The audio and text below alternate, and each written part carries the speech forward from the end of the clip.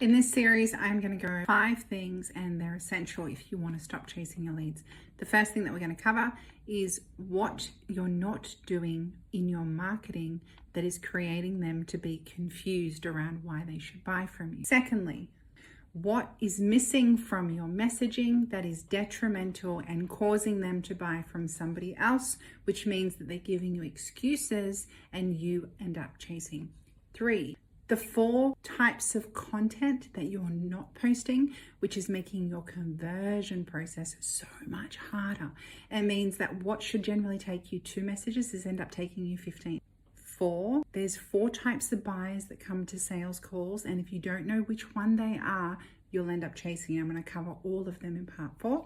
And the fifth, which is why your funnel is set up to only convert 3%, and if someone comes through your sales funnel, what to do to get a higher conversion, and in turn means that majority of the prospects that come through that funnel you don't have to chase, because currently with only 3% that are converting, it means you're chasing the 97% of the people who came through the funnel, opted in, gave you your email, but don't actually want to buy from you.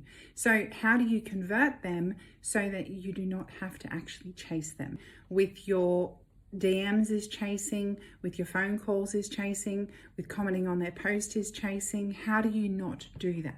So these parts are going to go through all that. So make sure if you're not following me, you hit the follow button, because I will go into depth. I hold nothing back on what to do to fix these elements so that you can stop chasing leads and have clients come to you willingly, join conversations, be super excited. And actually in another post, I'm going to show you my emails. That when I send out a campaign, leads are so excited to talk to me that, because there's a glitch in Go High Level where sometimes when leads from overseas jump into my calendar, for some reason it doesn't convert the time frame. So not only do they chase me to make sure I'm going to attend my meeting and my appointment with them, they triple text me on Facebook to make sure they got the time right. That's the type of desire you want to ignite in your leads. And if you're not doing it, you're the one that is chasing them. So let's get into the parts. Today we're going to do part 1.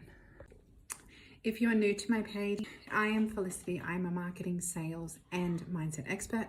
I've spent 15 years learning the brain, 7 years marketing, and 16 years in sales. So why are you chasing your leads? There's 5 reasons generally that this happens. And today we're going to go over part 1, which is they don't know that they have a problem. What does that even mean? That is because you're posting content on how to get solution, how to do this, the results that you've gotten. What you need to understand is that almost 97% of the market that you are marketing to don't know that they have a problem. So if you're not writing content on the mistakes that you're making around trying to do it, if you're not creating content on the number one reason why you don't have results, you're not spending the time to educate your audience on why they have that problem. So let's just say they found your freebie and they downloaded it because it was about like a generic idea like fat loss.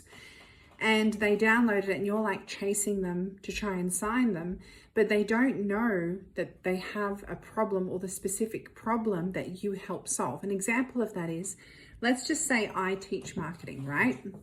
And I'm writing content around how to get your marketing right in your business, okay? But all of your audience, or all of my audience, thinks that the problem is with their leads, their poor leads. So if I'm writing content on marketing, my ideal client is never going to actually understand how my offer is a fit for what's actually going on, the symptoms in their business. Because I know the problem to be marketing, but they think their problem is their leads. So when I wrote posts on marketing, they're going to think, no, I don't need that. I don't need that. And that's what's happening to your audience when they're coming across your things, you're sending them direct messages, and on your profile, you're saying you're a marketing expert, but they think they just need better leads. They're just not going to, you're going to be chasing them. Hey, you're available now for a conversation. They're like, no, I don't need you. So they're just being nice to you by brushing you off. But the true problem as to why you're chasing them is because they don't know why they need you, because you have failed to write problem awareness content. If you want a part 2 on this, or you want to see some examples of problem awareness content, comment problem awareness and I'll show you what that looks like. Stick around for part 2 if you want amazing insights that nobody else in this space is sharing around how to get a 70% conversion rate on the leads that you do have, and how to do it in the most conversational way that I've mastered over 16 years. Press the follow button, and if you want to see part 2, make sure you like this so that you're informed when I do the part 2.